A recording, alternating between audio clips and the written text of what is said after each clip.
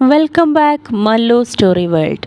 കഥ അനുരാഗം പാർട്ട് 22. അവതരണം ഷെറിൻ നൗഷ. ആരതി തൻ്റെ അരികിലിരിക്കുന്ന ഹാൻഡ് ബാഗും തോളിലിട്ട് പുറത്തേക്ക് നടന്നു. ഒരു ഓട്ടോയോ കാറോ പിടിച്ച് വീട്ടിലേക്ക് പോവാമെന്ന് കരുതി അവൾ റോഡിലേക്ക് നടന്നതും പെട്ടെന്നാണ് കറക്റ്റായി അവൾക്ക് മുൻപിലേക്ക് ഗൗരിദാസ് കാറുമായി വന്നത്. അത്ര സമയത്തും മൂഡ് ഓഫായി ഇരുന്ന ആരതിയുടെ മുഖത്ത് പെട്ടെന്ന് സന്തോഷം നിറഞ്ഞു. അവൾ ചാടിത്തുള്ളി ഗൗരിക്കൊപ്പം വണ്ടിയിലേക്ക് കയറി. ഗൗരിയുടെ മുഖം പഴയ പടി തന്നെയാണ്. അവന് തന്നോട് വലിയ മൈൻഡൊന്നുമില്ലെന്ന് അവൾക്ക് മനസ്സിലായി. എന്തു ചെയ്യും? ഗൗരിക്ക് തന്നോട് താല്പര്യമുണ്ടോ എന്ന് എങ്ങനെയെങ്കിലും കണ്ടുപിടിക്കാൻ തന്നെ അവൾ മനസ്സിൽ തീരുമാനിച്ചു. ആ സമയത്താണ് വിശാൽ അവളുടെ ഫോണിലേക്ക് കോൾ ചെയ്യാൻ തുടങ്ങിയത്. അവൾ വീട്ടിലേക്ക് പുറപ്പെട്ടോ എന്നറിയാൻ വേണ്ടിയാണ് അവൻ വിളിച്ചത്. എന്നാൽ ആരതിക്ക് വിശാലിൻ്റെ കോളാണ് വരുന്നതെന്ന് കണ്ടപ്പോൾ ആകെ നിരാശയായി. അവൾ ഫോൺ സൈലൻറ്റ് മോഡിലേക്ക് മാറ്റിവച്ചു. അത് ഗൗരിദാസ് ശ്രദ്ധിച്ചിരുന്നു. ആരതിക്ക് ആകപ്പാടെ ഒരു ടെൻഷൻ ഉള്ളതുപോലെ അവന് തോന്നി. എന്നാൽ കുറച്ച് ദൂരം കൂടി മുന്നോട്ട് പോയതും അവരുടെ കാറിൻ്റെ ടയർ പഞ്ചറായിപ്പോയി. അയ്യോ, ഇനിയിപ്പോൾ എന്തു ചെയ്യും? ഈ പൊരി വെയിലത്ത് ടയർ മാറ്റിയിടാൻ വലിയ പാടായിരിക്കും. ഗൗരി അടുത്തുള്ള വർക്ക്ഷോപ്പിൽ നിന്നും സഹായത്തിന് ആളെ വിളിച്ചു. അവർ വന്ന് പണി ആരംഭിച്ചു. ആരതി വണ്ടിയിൽ നിന്നും പുറത്തേക്കിറങ്ങി. നല്ല വെയിലും ചൂടുമുണ്ട്. അവൾ ചുറ്റിനും നോക്കി. അപ്പോഴാണ് അല്പമകലെ വലിയ അമ്പലവും തൊട്ടടുത്ത് ഒരാൽമരവും ആരതി കണ്ടത്. ഏതായാലും അരമണിക്കൂറെങ്കിലും കഴിഞ്ഞാലേ കാറിൻ്റെ ടയർ മാറ്റുകയുള്ളൂ. അതുവരെ തനിക്ക് ആൽത്തറയിലിരിക്കാം. അവൾ അമ്പലത്തിൻ്റെ അടുത്തേക്ക് നടന്നു. ഒരുപാട് വട്ടം ഈ അമ്പലത്തിൻ്റെ മുൻപിലൂടെ പോയിട്ടുണ്ട്. എങ്കിലും ഒരിക്കൽ പോലും ഇവിടെ കയറിയിട്ടില്ലെന്നവൾ ഓർത്തു. അവൾ ദേവിയുടെ മുൻപിൽ ഏറെ നേരം കണ്ണടച്ച് നിന്ന് പ്രാർത്ഥിച്ചു. അവളുടെ മനസ്സിലേക്ക് ഒരുപാട് സങ്കടങ്ങൾ ഓടിയെത്തി. അവൾക്ക് റോഷനെക്കുറിച്ച് ഓർമ്മ വന്നു. ഒരുപാട് വിശ്വസിച്ചുവെങ്കിലും അവൻ തന്നെ ചതിക്കുകയായിരുന്നു. ഗൗരിയോട് തനിക്കിപ്പോൾ ഒരുപാട് ഇഷ്ടം തോന്നുന്നുണ്ട്. എന്നാൽ അവൻ തന്നോടൊന്ന് സംസാരിക്കാൻ പോലും കൂട്ടാക്കാറില്ല. വിശാലുമായുള്ള വിവാഹം ഡാഡി ഉറപ്പിച്ചതുപോലെയാണ്. പക്ഷേ തനിക്കവനോട് ഇതുവരെ ഒരു ഫീലിങ്സും തോന്നിയിട്ടില്ല. അവൾ മനസ്സുരുകി ദേവിയോട് അവിടെ നിന്ന് പ്രാർത്ഥിച്ചു. റോഡിൽ നിന്നിരുന്ന ഗൗരിദാസ് കാറിൻ്റെ ടയർ മാറ്റി കഴിഞ്ഞപ്പോഴാണ് ആരതിയെ അന്വേഷിച്ചത്. ആരതി അമ്പലത്തിൻ്റെ പടവുകൾ കയറി മുകളിലേക്ക് പോയത് അവൻ നേരത്തെ കണ്ടിരുന്നു. ഇത്ര സമയമായിട്ടും അവൾ തിരിച്ചു വരാത്തത് കണ്ടപ്പോൾ ഗൗരി അവളെയും തിരഞ്ഞ് അമ്പലത്തിനകത്തേക്ക് കയറി ചെന്നു. ഏറെ നേരമായി ദേവിക്ക് മുൻപിൽ നിന്ന് തൊഴുതു നിന്ന ആരതി അപ്പോഴും അതേ നിൽപ്പിൽ തന്നെയായിരുന്നു. ഗൗരി ചെന്ന് അവൾക്കരികിലെത്തി. ആരതി ഈ ലോകത്തൊന്നുമല്ലെന്ന് ഗൗരിക്ക് തോന്നി. മനസ്സിനകത്തെ ഒരുപാട് സങ്കടങ്ങളൊക്കെയും അവൾ ആ അമ്പലനടയിൽ ദേവിക്ക് മുൻപിൽ ഇറക്കി വയ്ക്കുകയായിരുന്നു. ആരതിയുടെ കണ്ണുകൾ നനയുന്നതും അവൾ ഷോള് വെച്ച് മുഖം തുടയ്ക്കുന്നതും ദൂരെ നിന്ന് ഗൗരിദാസ് കണ്ടു. ഗൗരി അവളുടെ അടുത്തേക്ക് വന്നു. അവൻ്റെ കാൽപ്പെരുമാറ്റം കേട്ട ആരതി പെട്ടെന്ന് കണ്ണു തുറന്ന് മുഖം തുടച്ചു.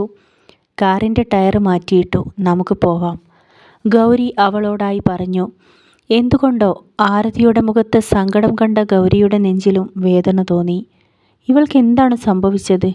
ആദ്യമെല്ലാം ഇവൾ വലിയ വഴക്കാളിയും കുസൃതിക്കാരിയും ആയിരുന്നല്ലോ. ഇപ്പോൾ ഇവൾ എന്തുകൊണ്ടാണ് ഇങ്ങനെ സങ്കടപ്പെട്ട് കരഞ്ഞതെന്ന് അവന് സംശയം തോന്നി. എന്തു പറ്റി ആരതി? എന്തെങ്കിലും പ്രശ്നമുണ്ടോ? അവൻ ശബ്ദം താഴ്ത്തി ആരതിയോട് ചോദിച്ചു. ഒന്നുമില്ല. അവൾ പെട്ടെന്ന് അമ്പലത്തിൽ നിന്നും പുറത്തേക്ക് നടന്നു. അവളുടെ പെരുമാറ്റത്തിൽ എന്തോ പ്രശ്നമുള്ളതുപോലെ ഗൗരിക്ക് തോന്നി. അവൻ അവൾക്ക് പിന്നാലെ തന്നെ കാറിനടുത്തേക്ക് നടന്നു. ആരതി, നീ വിശാലിനെ കാണാൻ വേണ്ടിയല്ലേ പോയത്? അവിടെ എന്തെങ്കിലും പ്രശ്നമുണ്ടായോ? അവൻ വീണ്ടും ഒരിക്കൽ കൂടി ആരതിയോട് ചോദിച്ചു. ഇല്ല ഗൗരി, ഞാൻ ഈ വിവാഹം എങ്ങനെ മുടക്കാമെന്നാണ് ഇപ്പോൾ ആലോചിക്കുന്നേ. നീ അതിനെന്നെ സഹായിക്കാവോ? അവൾ പെട്ടെന്ന് ഗൗരിയോട് ചോദിച്ചു. ഗൗരി ആകെ അമ്പരന്നു പോയി. ഇവൾക്കിതെന്തു പറ്റി? അവൻ അവളുടെ മുഖത്തേക്ക് ശ്രദ്ധയോടെ നോക്കി. നീയും റോഷനും ചേർന്ന് ഒരിക്കൽ ഈ വിവാഹം മുടക്കാൻ ശ്രമിച്ചതല്ലേ? എന്നിട്ടും വിശാൽ നിന്നെ സ്നേഹിക്കാൻ തയ്യാറായതല്ലേ? അവൻ നിന്നെ ആത്മാർത്ഥമായി സ്നേഹിക്കുന്നുണ്ടാവും. നിന്നെയും തമ്പിസാറിനെയും ചതിക്കാൻ നോക്കിയ റോഷനെ നീ അങ്ങ് മറന്നേക്കി. അതാ എന്തുകൊണ്ടും നല്ലത്. അവൻ അവൾക്ക് ഫ്രീ ആയി ഒരു ഉപദേശം കൊടുത്തു. അവളുടെ മുഖം നേരിയ രീതിയിൽ ഒന്ന് വിളറി. റോഷൻ്റെ കൂടെ ഈ വിവാഹം മുടക്കാൻ താനും ശ്രമിച്ച കാര്യം ഗൗരി മനസ്സിലാക്കിയിട്ടുണ്ട്. അവനിത് ഡാഡിയോട് പറയാത്തത് ഭാഗ്യമായി. അല്ല ഗൗരി, എനിക്കിപ്പോൾ റോഷനുമായി ഒരു ബന്ധമില്ല. ഞാൻ അവനെ സ്നേഹിച്ചിരുന്നു എന്നുള്ളത് സത്യം. പക്ഷേ അവൻ ചതിയനാണെന്നറിഞ്ഞപ്പോൾ മുതൽ അവനോട് എനിക്ക് വെറുപ്പാണ്. ആരതി റോഷനോടുള്ള വെറുപ്പോടെ കാറിലേക്ക് കയറിയിരുന്നു. ആരതി, എന്നാൽ പിന്നെ നീ എന്തിനാ വിശാലുമായിട്ടുള്ള വിവാഹം വേണ്ടെന്ന് പറഞ്ഞത്? തമ്പി സാറ് നിന്റെ ടെൻഷൻ മാറാൻ വേണ്ടിയാ ധൃതിപ്പെട്ടി വിവാഹം നടത്താൻ ശ്രമിക്കുന്നത്. വെറുതെ ഇനിയും അദ്ദേഹത്തെ നീ വിഷമിപ്പിക്കേണ്ട. ഗൗരി ഡ്രൈവിംഗ് സീറ്റിലേക്ക് കയറി കാറ് സ്റ്റാർട്ട് ചെയ്തു. തനിക്കതൊന്നും പറഞ്ഞാൽ മനസ്സിലാവില്ല ഗൗരി. ഞാൻ മറ്റൊരാളെ സ്നേഹിക്കുന്നുണ്ട്. അവനെ അല്ലാതെ എനിക്ക് വിശാലിനെ സ്നേഹിക്കാൻ കഴിയില്ല. അവൾ മുഖം തിരിച്ച് വീണ്ടും ഗൗരിദാസിനെ നോക്കി. ആരതിയുടെ വാക്കുകൾ കേട്ട ഗൗരിക്ക് ഒന്ന് ചിരിക്കാനാണ് തോന്നിയത്. ഓഹോ, അങ്ങനെയാണോ? സ്നേഹിച്ച ആളിനെയും വേണ്ട, വിവാഹം ഉറപ്പിച്ച ആളിനെയും വേണ്ട, ഇനിയിപ്പോൾ പുതിയൊരാളോട് പ്രണയമായിട്ട് വന്നതാണോ?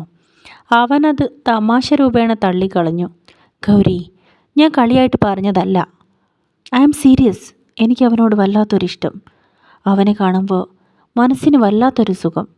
അവനോട് സംസാരിക്കുമ്പോൾ മനസ്സിനകത്തൊരു മഞ്ഞ് വീഴുന്ന സുഖം. എപ്പോഴും കണ്ടുകൊണ്ടിരിക്കാൻ തോന്നുക. എന്നാൽ എനിക്ക് വിശാലിനെ ഇഷ്ടമല്ല. അവൻ്റെ കൂടെ ഞാൻ ഒരിക്കലും ഹാപ്പി ആവില്ല. അവൾ മുഖം താഴ്ത്തി സങ്കടത്തോടെ ഇരുന്നു. ആരതി നല്ല ടെൻഷനിൽ തന്നെയാണെന്ന് ഗൗരിക്ക് മനസ്സിലായി. അവൾ പറയുന്നത് സീരിയസ് ആണ്. ആരതി, നീ ഇഷ്ടപ്പെടുന്ന ഒരാളുണ്ടെങ്കിൽ തമ്പി സാറിനോട് ഇക്കാര്യം നിനക്ക് തുറന്നു പറഞ്ഞൂടെ? നിശ്ചയമൊന്നും കഴിഞ്ഞിട്ടില്ലല്ലോ. സാറ് സമ്മതിക്കുമെന്നാണ് എനിക്ക് തോന്നുന്നത്. അവൻ പ്രതീക്ഷയോടെ അവളെ നോക്കി. എങ്ങനെ ഗൗരി? ഞാൻ മാത്രം അവനെ ഇഷ്ടപ്പെട്ടതുകൊണ്ട് കാര്യമുണ്ടോ? അവൻ എന്നോട് ഇഷ്ടമുണ്ടോയെന്ന് എനിക്കറിയില്ല. ഞാൻ അവനോടെൻ്റെ ഇഷ്ടം ഇതുവരെ പറഞ്ഞിട്ടില്ല. ആരതിയുടെ വാക്കുകൾ കേട്ട ഗൗരിക്ക് വീണ്ടും ആശ്ചര്യം തോന്നി.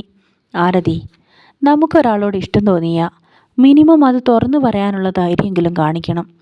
ഗൗരിദാസ് ഡ്രൈവിംഗ് ചെയ്യുന്നതിനിടയിലാണ് സംസാരിക്കുന്നത്. ആരതി അവൻ്റെ മുഖത്തേക്ക് നോക്കി. ഇത് തന്നെയാണ് അവസരം എന്നവൾക്ക് തോന്നി.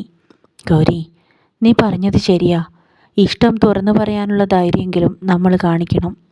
ഞാൻ എൻ്റെ ഇഷ്ടം ഇപ്പം തന്നെ അവനോട് തുറന്നു പറയും. ഇനിയും കാത്തിരിക്കാൻ എനിക്ക് വയ്യ. ഗൗരി ആരതിയുടെ മുഖത്തേക്ക് നോക്കി.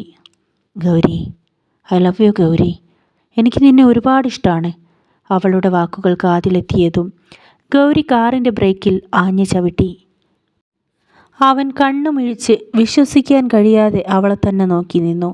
ഗൗരി, ഞാൻ നിന്നെക്കുറിച്ച് ഒരുപാട് കാര്യങ്ങൾ അറിഞ്ഞിരുന്നു. അറിഞ്ഞതൊക്കെയും വേദനിപ്പിക്കുന്ന കാര്യങ്ങൾ മാത്രം. ഗൗരിയുടെ മുഖത്ത് വല്ലാത്ത ഒരു ഭാവം നിറഞ്ഞു. അവൾ അങ്ങനെ പറയുമെന്നവൻ ഒരിക്കലും പ്രതീക്ഷിച്ചിരുന്നില്ല. അനുരാഗം കഥയുടെ ഈ ഭാഗം ഇവിടെ അവസാനിക്കുന്നു. അടുത്ത പാർട്ടുമായി ഞാൻ ഉടൻ തന്നെ വരുന്നതാണ്.